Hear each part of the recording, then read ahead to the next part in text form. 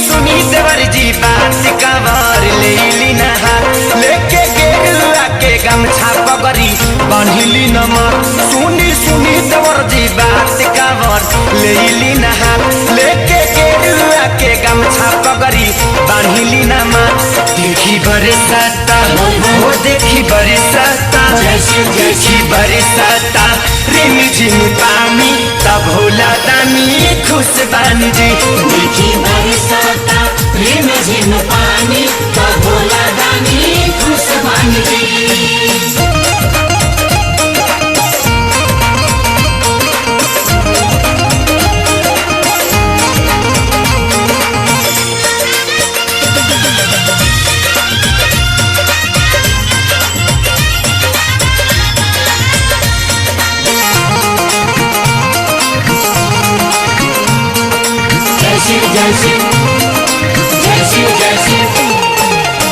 चली न गंगा जी में डुबकी लगाई सुल्तानगंज से रउरा कांवरी उठाई।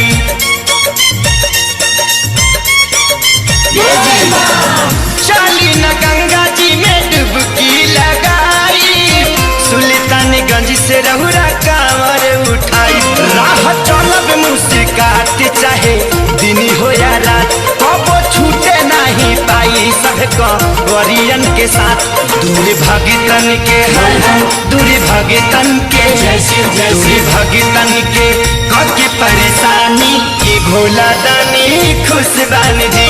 देखी बरसाता रिमझिम पानी तब भोला दानी खुश बन जी।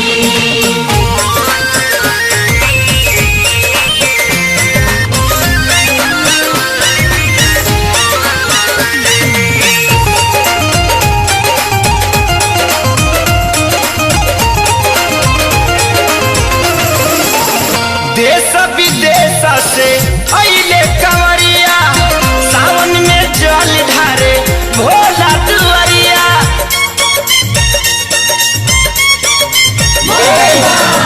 देश विदेश से अइले कंवरिया सावन में जल ढारे भोला दुआरिया। नाथन के नाथ भोला बाबा सबके साथ मने मने भी हसीले देखी इतना जमात। सुन कवरियन से सुन कवरियन से आपन बखानी की भोला दानी खुश बन जी। देखी बरसाता रिमझिम पानी तब भोला दानी खुश बन जी।